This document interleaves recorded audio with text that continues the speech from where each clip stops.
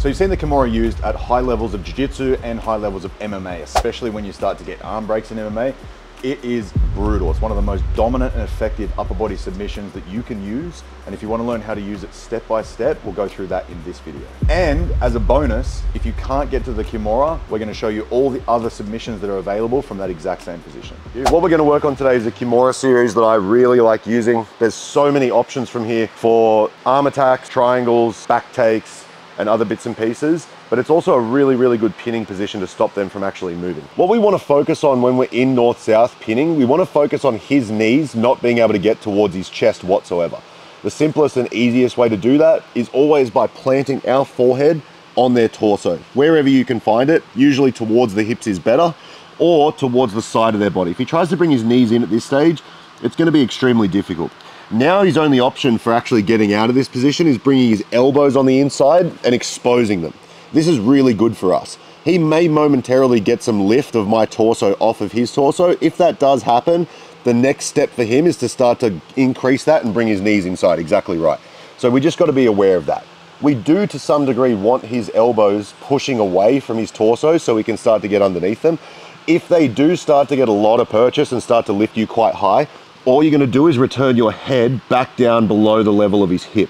So if he tries to bring his knees in, even if he pushes as hard as humanly possible, he's never going to be able to get his knees back on the inside. We're going to pick a side. It doesn't matter which side because we're parallel with him at the moment. I'm going to start to use my hand in like a cupping motion up towards my face to get in between the space between his ribs and his elbow. And this is not going to be enough. Even with a huge strength discrepancy, I can pull this as much as I want, but I'm not going to be able to access the inside of his arm.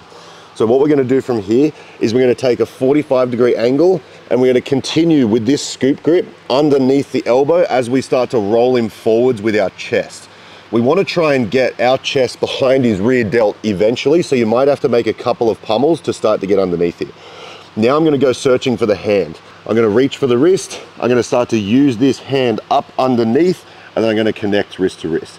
At this stage, I want to use my left knee underneath his spine so that if he does try and turn his shoulder down back towards the mat, I've got like a really robust wedge underneath him to prevent him from doing so.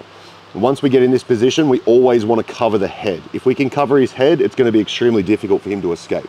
So I'm going to use my right knee up and over the front of the face here, and I'm going to keep my chest relatively low. If I sit bolt upright here, even with a Kimura grip, big strong guys will be able to turn their shoulders down towards the mat, and you've pretty much lost all the progress that you've gained. We're in north-south. We're keeping our chest and our head and our shoulders low to prevent him from bringing his knees and elbows on the inside. Don't freak out too much if he gets his elbows inside the line of your chest. If he does start to push you up in a way you feel like you're losing, start to go head down towards to the hip line. Once you've settled him down, you're going to pick a side. You're going to use a palm up grip to get in between the space of his elbow. This is actually enough. Don't feel like you have to get all the way inside on the first purchase. It's probably not going to happen. Keep our palm towards our face, pick a side, go towards a 45 angle and use your chest to start to roll his shoulders up off the mat. At this stage, we can put wedges underneath, using our chest again and using our knee. I'm going to reach for his wrist, wherever it is, below the chest or above the chest. Then I can start to lock up my figure four. I go wrist over wrist. Once I'm in this position, all I'm thinking about is getting his head controlled to whatever degree. I'm going to start to come up and over the face. I keep my chest low the entire time and I keep my knee wedged up against his back. So if he does try and go back to the mat now, both of those things are going to prevent him from doing so. Let's give that a go. Once we get into this position, we've got their head controlled. We've got a multitude of attacks that we can start to go to. Most often is what's going to happen is they're going to link their hands. We've got two options from here. If we don't feel like we can separate their grip, which most of the time, because their hands are in front of their body, they're going to be pretty strong. If they were to make a grip behind their body somehow, it'd be extremely weak. Don't do it, it's unnecessary. So what we're going to do is we're going to see, is his elbow glued towards his ribs or is it floating around somewhere in the middle? In this instance, he's chosen right against his ribs. So what we're going to do is start to go down towards Tarikoplata. We're going to feed our underhook hand, the hand that's not on his wrist, as deep as we can. And then we're going to momentarily let go as we pull all of our weight over our far side, making this leg relatively weightless.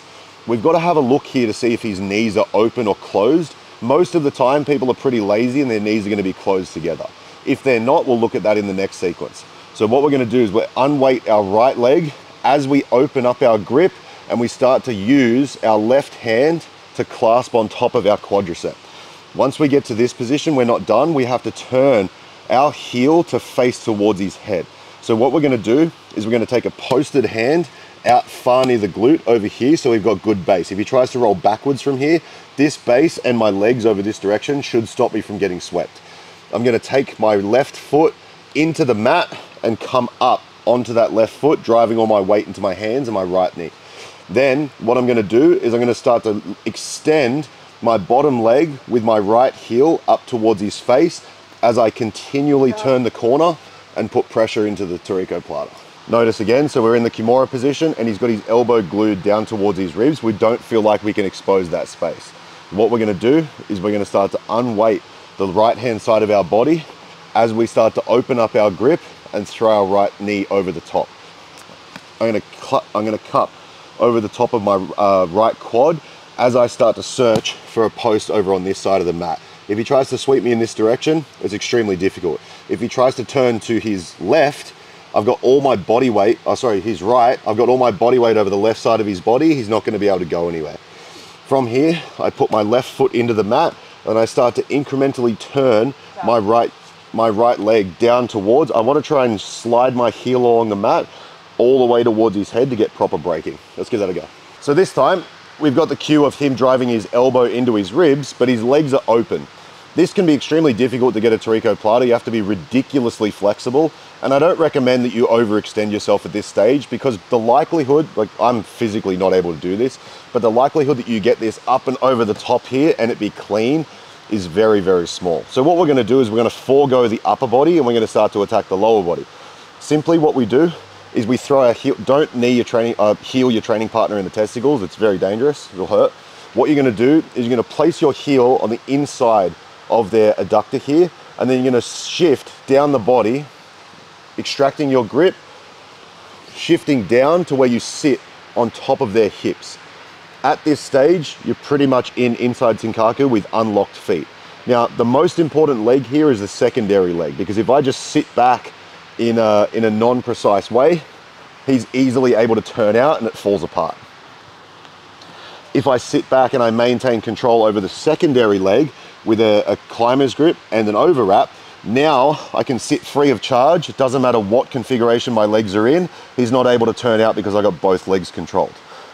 Preferably, we start to free this foot and then we go foot to foot.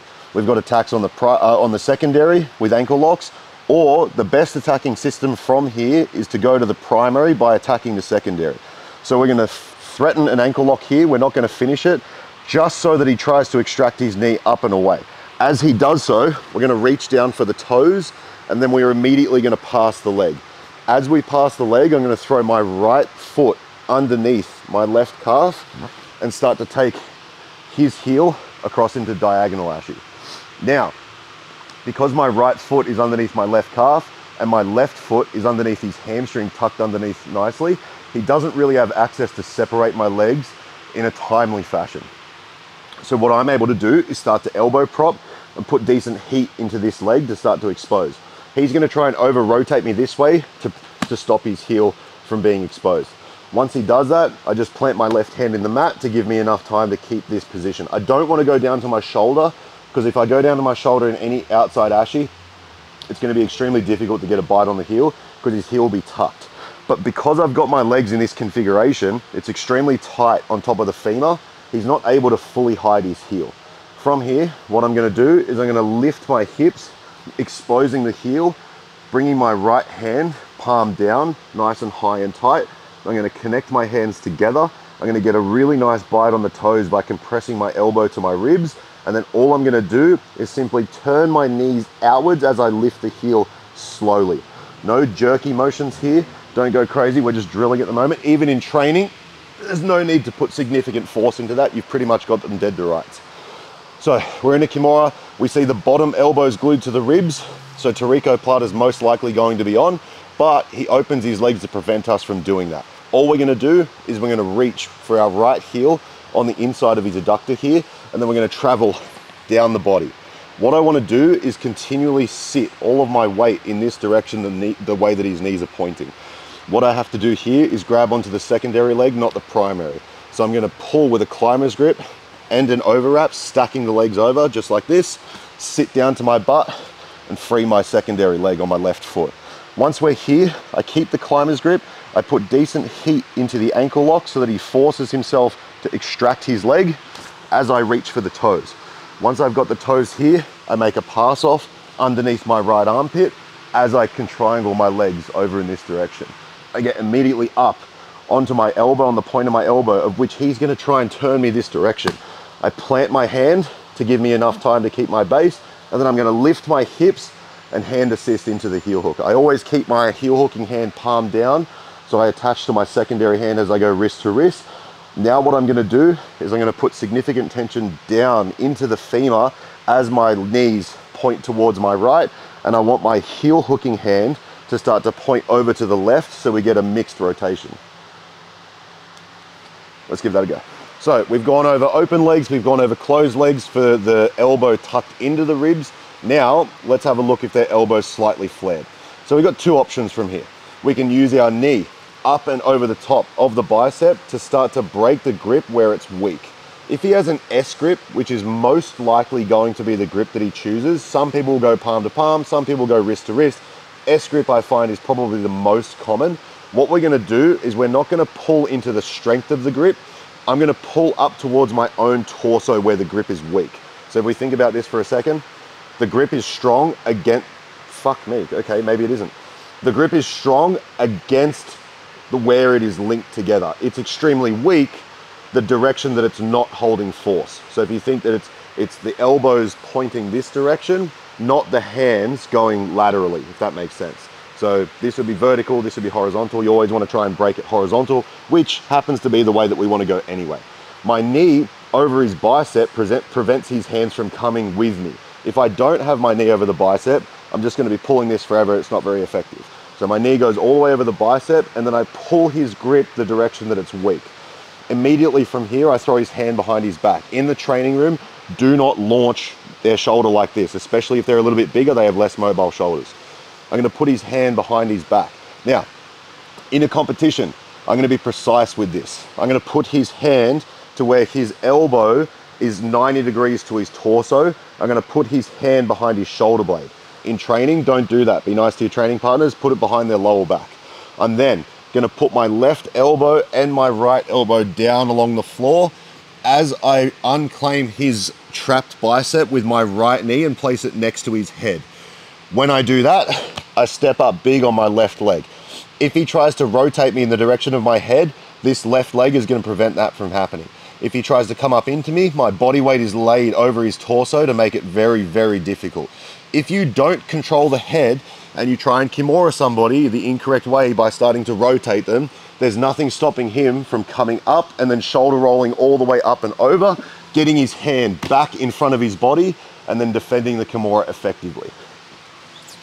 If we do it correctly, as we start to put the hand behind the back, and then we trap the head, if he tries to do the exact same thing, he can't. My whole body weight is in front of him. Now, from here, you'll realize that your grip might get a little bit stretched out. You're not gonna have a perfect wrist to wrist.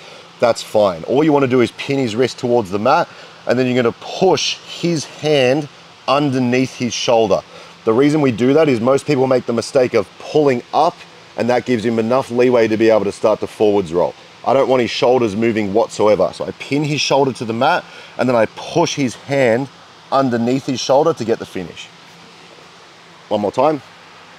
His grip's open at this stage, his elbow's open, so where I can fit my knee in. I'm gonna start to slide my knee up and over the top, and I'll break the grip where it's weak. I'm not gonna go up at this stage because that's where the grip is strong. As soon as I find this, I put his hand behind his back. In a competition, you would put it up nice and tight, like here, like the tension in his shoulder is pretty severe at this stage. You'll feel that in your training partner. I'm gonna throw both my elbows down to the floor as my knee unclaims his bicep, and then I start to switch my hips with my left foot out nice and high.